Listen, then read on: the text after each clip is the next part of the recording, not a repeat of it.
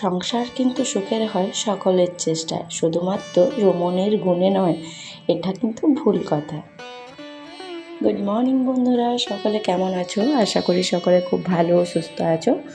তোমাদের সকলের ভালোবাসায় আমিও অনেক ভালো আছি। তো চলো আজকে তোমাদের সকলকে সাথে নিয়ে শুরু করছি আমার আজকের দিনের ব্লগটা। আর আজকে হলো গিয়ে বৃহস্পতিবার। তো চলো, তো সকাল সকাল চাটা সবাইকে দিয়ে দিলাম।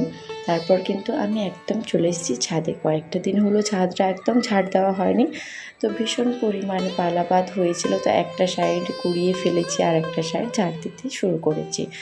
তো ছাদেতে এখন ঝাড় দেওয়া মানে বুঝতেই পারছো, একদম সকাল সকাল না এলে যেরকম গরম পড়েছে তাতে কিন্তু ছাদে ঝাড় দেওয়া একদম অসম্ভব। রোদ এসে গেলে আর কিন্তু দেওয়া সম্ভব নয়।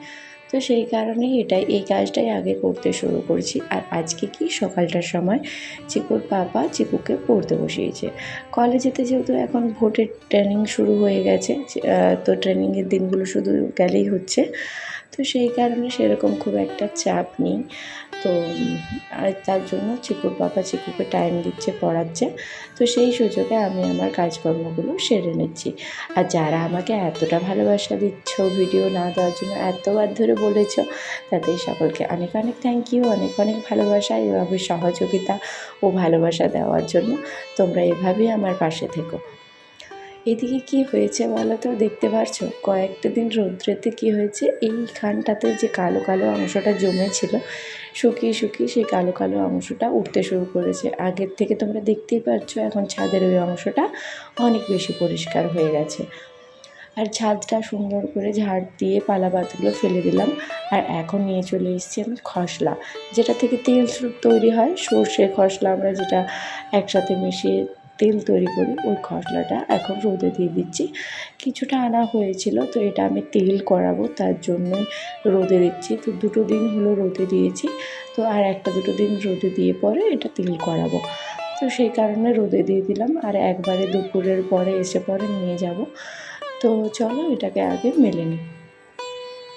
এখন চলে এসেছি আমি নিচে। আগে কি বলো তো, মানে কয়েকটা দিন ধরে ভাবছিলাম বেডশিটগুলো চেঞ্জ করা হচ্ছিল না। তো আজকে কিন্তু বেডশিটগুলো চেঞ্জ করে নিচ্ছি।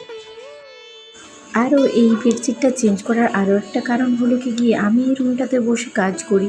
তো অনেক সময় কি হয়, একটু একটু হলেও মানে কালার লেগে যায়, তো সেটা তোলা মানে খুব কঠিন হয়ে যায়। তো আমি কী করি, কয়েকদিন ছাড়াই বেডশিটটা কেচে পাতি। অবশ্য নিচে আমি মানে ক্লথ দিয়ে পরে কাজ করি। যখন কাজ করি তা সত্ত্বেও অনেক সময় ভুল ত্রুটি তো হয়েই যায়, তাই না? তো চলো বেডশিটটা আগে চেঞ্জ করে নিই। সংসারে আমরা অনেক সময় অনেক চেষ্টা করেও কিন্তু সকল মানুষকে খুশি রাখতে পারি না। কারণ কি বলো তো, খুশিটা সম্পূর্ণ উপর নির্ভর করে সেই ব্যক্তিটার উপর। সে কতটা করলে তার জন্য সে স্যাটিসফাই হবে, ঠিক আছে? আর সংসারে সবাইকে সুখে রাখতে গেলে সবসময় আমার একার কথাতে তো কিছু হবে না, বা একার কর্মেতে কিছু হবে না। সকলকেই সহযোগিতা করে চলতে হবে প্রতিটা সংসারে। একটা মানুষ সকাল থেকে সন্ধ্যে পর্যন্ত সমস্ত কিছু করবে সবাইকে সুখে রাখার জন্য, শুধু তার একার কি কর্তব্য বলো? সেক্ষেত্রে সবারই কিন্তু সহযোগিতা দরকার।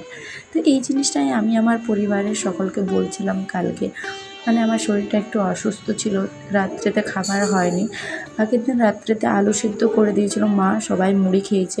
তো চিকুর বাবা মুড়ি খেতে পারে না, একটু বিরক্ত হচ্ছিল রাত্রির সময়। রুটি করতেই হয় আমাকে সব দিন, তো সেজন্যই। তো সেটার জন্য আমাকে কথা শুনতে হলো, ঠিক আছে? অসুস্থতা নিয়ে পড়ে আছি, সেক্ষেত্রে কীভাবে চলবে সংসার। তো সেটা আমার ভীষণ কালকে খারাপ লেগেছিল। কারণ আমি আমার অসুস্থতার সময় হয়তো কষ্ট করে উঠে পড়েও করবো, কিন্তু সেটা অনেক খারাপ লাগবে। কারণ আমি প্রতিটা ব্যক্তির যখন সংসারে মানে তাদের কষ্ট হয়, তাদের শরীর অসুস্থ হয়, তখন আমি তাদের জন্য অনেক কিছু করি। তো আমিও অবশ্যই এক্সপেক্ট করি যে তারাও আমার জন্য কিছু করুক, ঠিক আছে? সেই জায়গাটা যখন ফুলফিল হয় না, একদমই হয় না, তখন সেই জায়গাটা ভীষণ কিন্তু খারাপ লাগে। আর চলো, এদিকে আমার রান্না করাটা কমপ্লিট হয়ে গেছে। দুপুরে তোমাদের সাথে কথা বলতে বলতে স্নান পুজো রান্না সমস্তটাই হয়ে গেছে। তো তো তারপর আমি চলে এসেছি এখন যে জামা কাপড়গুলো সকালে কেচেছিলাম, এখন রৌদ্রের তো ভীষণ তাপ রয়েছে, তো সহজেই তাড়াতাড়ি একটু শুকিয়ে যায়, তো নিয়ে চলে এসেছি। তাছাড়া কালারটা খারাপ হয়ে যাবে রোদেতে বেশিক্ষণ কাপড়গুলো রাখলে। সেইগুলোই একটু গুছিয়ে নিচ্ছি, যেহেতু বাবার এখনও স্নান হয়নি, তো ভাবলাম গুছিয়ে নিয়ে পরে তারপর সকলকে খেতে দেবো।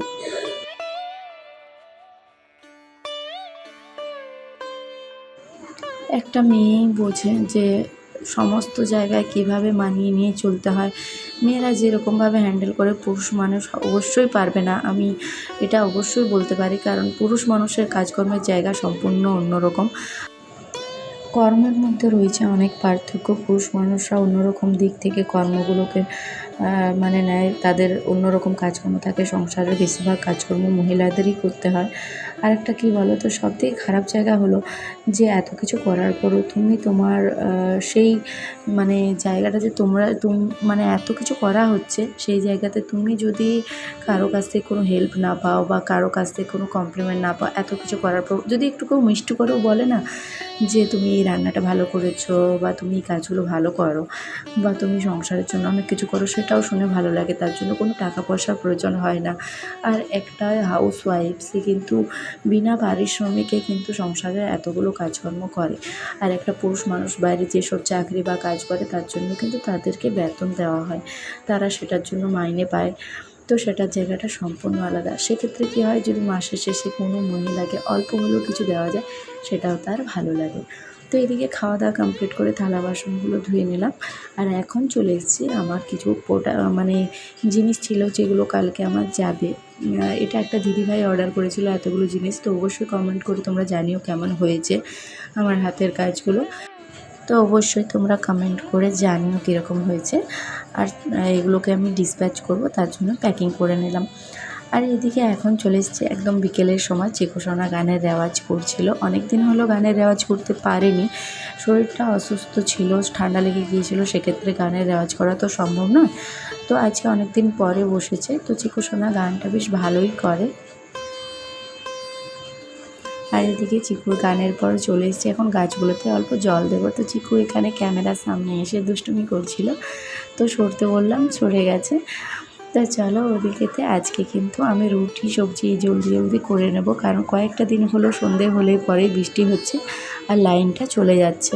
আর লাইন না থাকলে আমার রাত্রির খাবার করতে ভীষণ অসুবিধা হয়। আমাদের তো ইনভার্টার বা এমনি কোনো ব্যবস্থা নেই, তো সেজন্য চার্জার লাইটে খাবার করাটা ভীষণ অসম্ভব। তো চলো খাবারটা করে নিই রাত্রির।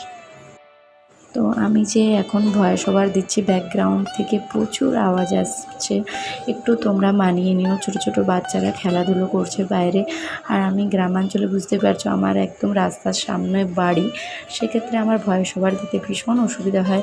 ছোটো ছোটো বাচ্চারা খেলা করছে, কোনো সময়ই যেন একটুকুও নিস্তব্ধতা পায় না সেরকমভাবে ভয়েস ওভার দেওয়ার জন্য। তো চলো এদিকে আমার রুটিটা করার পর সবজিটা করে নিলাম। আর আজকে করেছি কিন্তু মটরের ঘুগনি করেছি, নিরামিষ করেছি, তো তোমরা দেখে বুঝতেই পারছো নিরামিষ বলে। তো চলো এদিকেতে আমার খাবার দাবার টিউশন করলাম তারপর। আর এখন ভাবলাম কি, হাতে যখন একটু সময় পেয়েছি, চিকুর পাপার কিছু বই ছিল যেগুলো একটু এলোমেলো হয়েছিল, তাও একটুকু এগুলো ভালো করে পরিষ্কার করে এই সময় বইগুলোকে একটু গুছিয়ে নিচ্ছি। কি বলো তো, সময়ের অপচয় আমি একদম পছন্দ করি না, তো হাতে যেটুকু সময় পেয়েছি সেটুকুর মধ্যে করে নিই। তো এদিকে কিন্তু আমি চিকুর পাপাকে বলেছিলাম যে তুমি আমাকে বাড়িয়ে দাও বইগুলো, তাহলে আমার রাখতে সুবিধা হবে। তো ওর হঠাৎ করে কল এলো, তো কলে এখন ব্যস্ত এতটাই, তো ভাবলাম যে লাইন যদি চলে যায়, তো সেজন্যই কম কম করে বই নিয়ে এসে নিজেই গুছিয়ে নিচ্ছি। কী আর করবো বলো, সময়ের মধ্যেই কাজগুলো করে নেওয়া ভালো। এবার ফেলে রেখে দেবো চিকুর পাপার জন্য, দিয়ে লাইন থাকবে না, তারপর পড়েই রইবে বইগুলো। তো চলো সুন্দর করে বইগুলো তোমাদের গুছিয়ে নিয়ে পরে দেখাচ্ছি। তো কয়েকটা দিন হলো বিকেল হলে কিন্তু ভীষণ বৃষ্টি হচ্ছে, যে কারণে মানে কি বলবো, লাইনটা চলে যাচ্ছে, এত একটা বাজে পরিস্থিতি হয়ে গেছে আমাদের এই দিকটাতে। বিকেল হলে একটা দিনও লাইন থাকছে না, আজকে কি করে রয়েছে। তো তোমরা অবশ্যই কমেন্ট করে জানিও তোমাদের ওইদিকে কেমন বৃষ্টি হচ্ছে, কে কেমন আছো। অবশ্যই জানিও গরমটা বেশ ভালোই পড়েছে। সকলে গরমের মধ্যে একটু বেশি করে জল খাবে, নিজেদের খেয়াল রাখবে। এই সময়টাতে ডিহাইড্রেশন প্রচণ্ড পরিমাণে হচ্ছে সকলের, বিশেষ করে ছোট বাচ্চাদের আর বয়স্কদের। কারণ বয়স্ক ব্যক্তি আর বাচ্চার মধ্যে কোনো তফাৎ থাকে না, সেক্ষেত্রে তাদের একটু বেশি করে খেয়াল রাখাটা দরকার, কারণ তারা নিজেদের খেয়াল নিজেরা রাখতে পারে না। তো এদিকে আমার বইয়ের যে তাক দুটো ছিল সেগুলো গোছানো কমপ্লিট হয়ে গেছে। আর আমি ওপরের সেলফের মধ্যে একটা পাশেতে অ্যাড করেছি বুদ্ধের একটা ছোট্ট স্ট্যাচু। তো তোমরা অবশ্যই জানিও যে কীরকম হয়েছে আমার সুন্দর করে সাজানোটা। তো চলো, ছেলের একটা আবদার ছিল, সেটাও একটুকু মানে তার পূরণ করে দিই। এই যে দেখো বইটাতে ছবিটা দেখতে পাচ্ছ, আলো আমার আলো। তো এই ছবিটা দেখতে ভীষণ সুন্দর, আর এই ছবিটাও আমার ছেলের ভীষণ পছন্দ। তো ও বারবার বলেছে, মা এই ব্যাগটা কীরকম হয়ে গেছে, এখানটাতে ওই ছবিটা করে দেবে। তো ভাবলাম যাক, আজ অনেক দিন ধরে বলছে, চলো ওটা করা যাক এই সময়টাতে। আর এখন টাইম কটা জানো, অনেকটা টাইম হয়ে গেছে। এখন বাজে রাত্রি প্রায় 11টা বাজতে যাচ্ছে। চিকুকে খেতে দিয়ে দিয়েছি, চিকুর পাপার সাথে শুয়ে রয়েছে, ঘুমায়নি, গল্প শুনছে বাবার কাছে। তো ভাবলাম এই সময়টাতে চলো এটা করে দেওয়া যাক। তো সেই কারণে করতে বসেছি, আর পুরোটা হয়ে যাওয়ার পরে তোমাদেরকে দেখাচ্ছি কীরকম হয়েছে। আর অবশ্যই জানিও যে আমার এই ছোট্ট প্রয়াস তোমাদেরকে কেমন লেগেছে। বরাবরই তোমরা অনেকেই বলো, দিদিভাই তোমার হাতের কাজ ভীষণ ভালো, আর আশা করি এটাও তোমাদের কিন্তু ভালো লাগবে। তো দেখো, ড্রয়িংটা করে দেখাতে দেখাতে তো ভিডিওটা অনেক বড় হয়ে যাবে, তো আমি স্কিপ করে করে একটু একটু করে করেছি। আর এখানে দেখো বাটারফ্লাইগুলো একটু ওপরে ছিল, বইটাতে আমি একটু নিচে করেছি। পাখি একটা ছিল, সে জায়গাতে আমি দুটো পাখি করেছি যাতে একটু সুন্দর লাগে। তো চলো, আমার এটাকে একটু ভালোভাবে করে নিই, তারপর তোমাদেরকে দেখাচ্ছি। তো এই দেখো, এইরকমভাবে আমি স্কেচটা করেছি। তো পেন্সিলেতে হচ্ছিল না, একবারে ডাইরেক্ট পেন অ্যাপ্লাই করেছি, ব্ল্যাক কালারের পেন অ্যাপ্লাই করেছি। যারা কিন্তু খুব ভালো একটা ড্রয়িং পারো না, তারা কিন্তু পেন্সিলেতেই করার চেষ্টা করো। আর চলো, এদিকে তফাৎটা দেখিয়ে দিলাম। দুটো বার্ড করেছি একটা বার্ডের জায়গাতে, কারণ একটা বার্ড করলে ভালো লাগছিল না, বইয়ের স্পেসটা কম কিন্তু ব্যাগের স্পেসটা বেশি, সেই কারণে। তো চলো, ব্যাকগ্রাউন্ডে আমি স্কাই কালার অ্যাপ্লাই করছি, নিচ দিকটাতে একটুকু মানে ডিপ করছি হালকা, আর ওপর দিকটাতে যত যাব লাইট করে করে যাব, সেরকমভাবে অ্যাপ্লাই করে করে করছি। আর এটা আমার ভীষণ সময় লেগেছিলো। আগে যেহেতু স্কাই কালারটা আমি অ্যাপ্লাই করিনি, কারণ কালারটা ফেটে যেত, সেই কারণে। তো চলো, কালারটা অ্যাপ্লাই করে নিই পুরো ওটাতে, মানে ডিপ স্কাই করতে করতে একটুকু মানে লাইট করে করে যাব। তো এই দেখো, কালারটা ওপর দিকটাতে এখনও পর্যন্ত শুকোয়নি, সেই কারণে এরকম লাগছে। তো অবশ্যই তোমরা কমেন্ট করে জানিও চিকু সোনার ব্যাগটা কীরকম লাগছে, দেখতে কীরকম হয়েছে ড্রয়িংটা। তো চলো, আজকের মতো এখানেই টাটা, সকলে ভালো থেকো, সুস্থ থেকো। দেখা হবে আরও একটা নতুন ভিডিওতে তোমাদের সকলের সাথে। বাই।